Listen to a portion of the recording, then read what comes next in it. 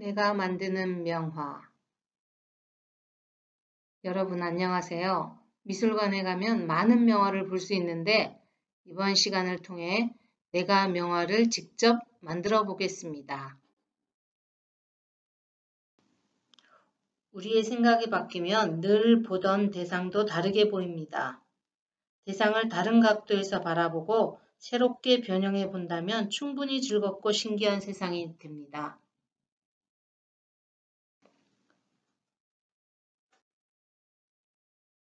학습 목표로는 자유로운 발상으로 명화를 패러디할 수 있다입니다. 역발상이라는 말 많이 들어보셨죠? 어떤 현상이나 개념에 대해 반대로 생각하는 것을 말합니다. 벌써 반이 줄었네가 아니라 아직 반이 남았네 라고 생각하는 거죠.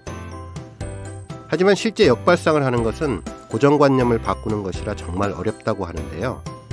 역발상 사례는 어떤 것이 있을까요? 첫 번째, 일본 사례입니다. 컵라면 대표 회사인 니신이 컵라면을 대량 생산하려고 할 때 문제가 발생했습니다. 컵에 라면이 잘 들어가지 않은 것이죠. 그래서 생각해낸 것이 라면을 먼저 넣고 그 위에 컵을 덮어버리는 겁니다. 이 방법으로 니신은 컵라면을 대량 생산할 수 있게 되었습니다.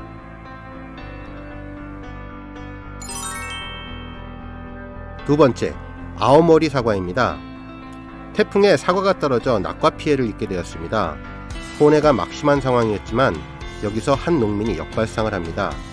남은 10% 사과를 떨어지지 않은 사과라고 이름을 붙여 수험생과 학부모들에게 팔았고 이게 대학 입시와 맞물려 대박을 친 것입니다. 이것이 아오모리현에서 팔리는 합격 사과의 기원이 되었습니다.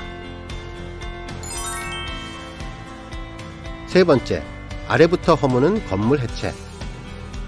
노후화된 건물을 해체하는 방법은 그동안 두 가지였습니다. 중장비를 활용해 위층에서부터 아래층으로 한 층씩 해체하거나 다이너마이트 폭발을 통해 일순간에 무너뜨리거나. 하지만 전자는 너무 시간과 비용이 많이 들고 후자는 위험하기도 하고 환경적으로 큰 문제가 되었죠. 그래서 태어난 것이 역발상 공법, 아래부터 해체하는 기술입니다.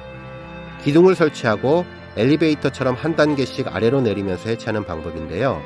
시간이 크게 단축되고 효율적으로 바닥과 벽을 철거할 수 있어서 폐기물 처리가 쉽고 환경적인 측면에서도 매우 권장되는 방법이라고 합니다.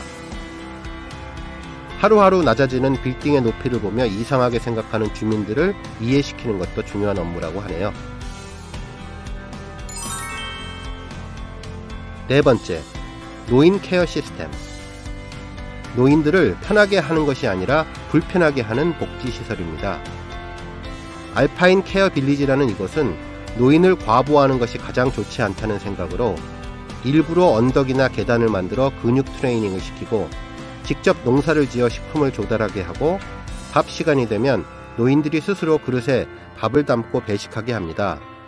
또한 노인들이 화투나 룰렛 등 도박과 스포츠를 권장하게 하여 치매를 예방하게 하는 복지시설인데요.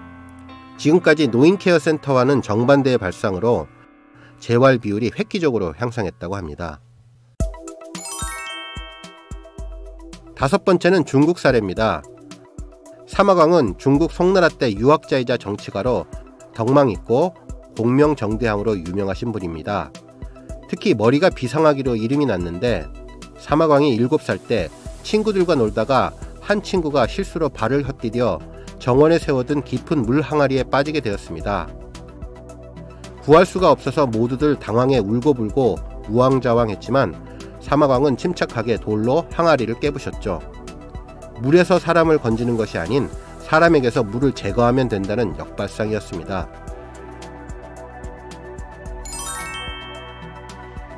여섯 번째, 이번에도 중국입니다. 중국인들이 뷔페를 이용하는 모습입니다. 전투적으로 음식물을 쓸어 담고 있는데 하이라이트는 태국의 한 해산물 뷔페에서 접시를 들고 음식을 퍼담는 모습이었습니다. 그야말로 전 세계적인 화제가 되었죠. 문제는 음식을 가지고 온 다음입니다. 거의 먹지도 않고 모두 남겨서 그대로 음식물 쓰레기가 되었는데요. 이렇게 남은 음식에 벌금을 부과하는 것 알고 계시죠? 환경부담금이라고 해서 음식물 처리 비용을 부과하는 것인데 실제로 큰 효과가 없다고 합니다. 여기서 나온 것이 역발상. 바로 가져온 음식을 먹지 않으면 벌금을 내는 것이 아니라 가져온 음식을 다 먹으면 상금을 주는 것으로 바꾼 것입니다. 이렇게 생각을 바꾸고 나서 음식물 쓰레기가 눈에 띄게 줄었다고 하는데요. 상금의 몇 배가 넘는 식재료 구매 비용이 절감되었다고 하네요. 7번째는 한국 사례입니다. 최근 코로나19 검진을 위한 드라이브 스루 등 혁신적인 아이디어가 나오고 있는데 이번에도 놀라운 역발상 아이디어가 나왔습니다. 코로나 검진을 빠르게 진행하기 위해서 바이러스 양성 반응을 확인하는 것이 아니라 음성 반응을 목표로 진행하는 것 말입니다. 양성 확진을 받기 위해서는 바이러스의 한두 군데를 집중 분석해야 해서 오래 걸리지만 확실한 음성 여부만 먼저 가려내면 매우 빠르게 진행할 수 있다고 하는데요. 비용도 9분의 1 수준으로 저렴하게 검사할 수 있는 역발상 검사법은 불안감도 줄이고 의심 환자의 빠른 사회 복귀를 가능하게 해줄 것으로 기대됩니다.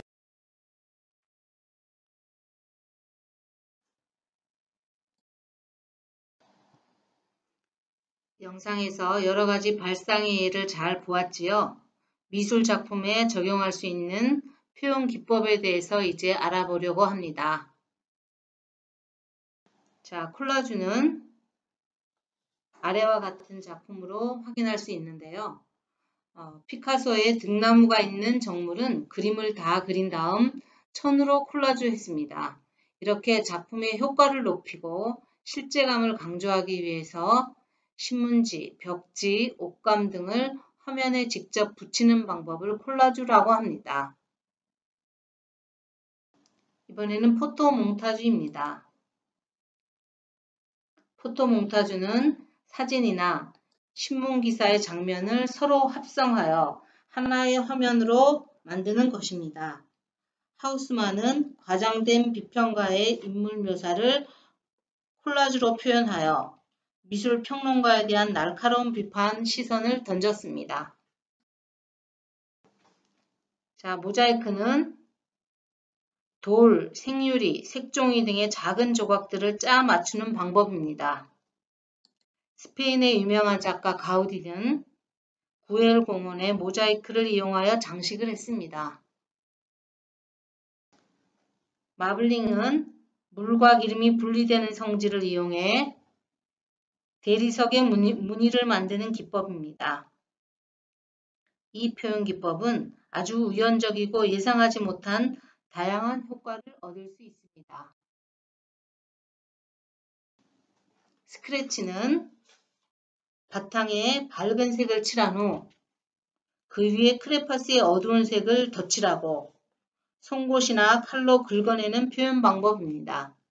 어릴 때 여러분들이 많이 해보았던 바로 그 방법을 스크래치라고 합니다. 패러디란 다른 사람이 먼저 만들어 놓은 어떤 특징적인 작품을 모방해서 자신의 작품에 집어넣는 기법을 말합니다.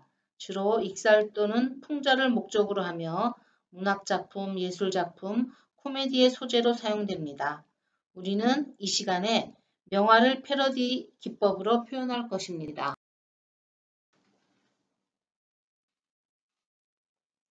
자, 그럼 패러디를 이용하여 제작한 작품을 감상하겠습니다. 신디 셔먼은 사진을 매체로 사용하는 작가로 자신을 변장하거나 영화 속 인물로 분장하여 사진으로 자신의 이미지를 객관화시켰습니다. 고전주의 초상화를 패러디한 이 작품은 가부장적인 남성 사회에서 억압받는 여성을 회복시키기 위한 작품입니다. 보테로는 벨라스케스가 그린 흰 옷의 왕녀 마르가디타를 패러디하여 왕녀를 풍선처럼 부풀려서 둥글둥글하게 표현했습니다. 우리가 잘 알고 있는 다빈치의 모나리자를 패러디하여 보테로는 뚱뚱한 젊은 모나리자처럼 표현했습니다. 이렇게 표현하면서 고전적인 아름다움의 기준에 대한 비판을 하였지요. 얀바네이트의 아르놀피니 부부의 초상을 보테로 특유의 패러디 감각을 이용하여 패러디한 작품입니다.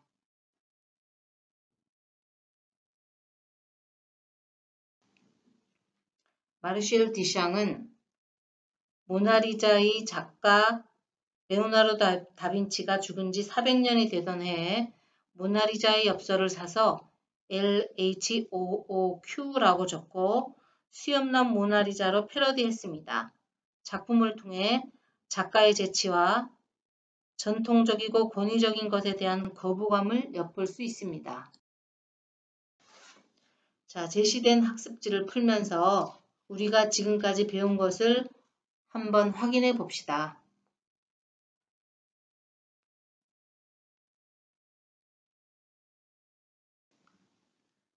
작품을 제작하는 순서는 첫째, 명화를 보고 아이디어를 넣어 패러디할 부분을 정하는 것입니다.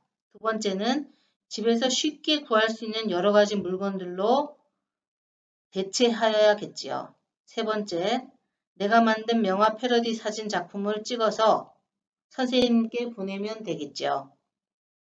자, 이제 우리가 명화를 직접 패러디해서 사진 찍어 보겠습니다.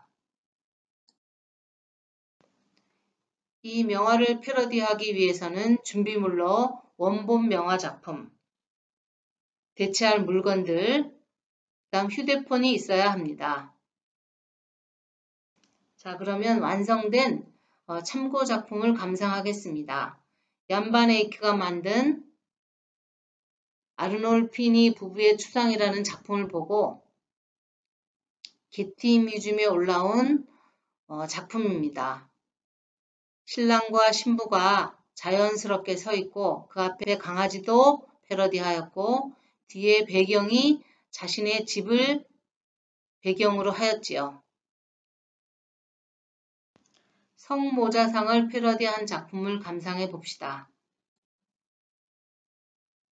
성모자상을 보고 본인의 얼굴 위에 머리 수건을 쓰고 애완견을 안고 비슷한 분위기로 패러디하여 사진을 찍었군요. 참 재미있습니다. 내가 패러디한 명화 작품을 완성한 후에 학습지에 나와 있는 자기 평가를 해 봅시다.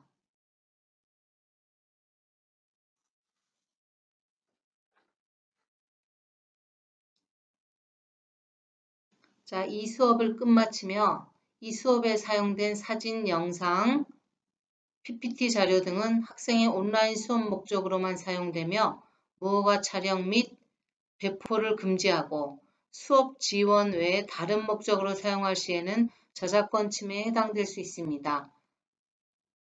여러분 고맙습니다.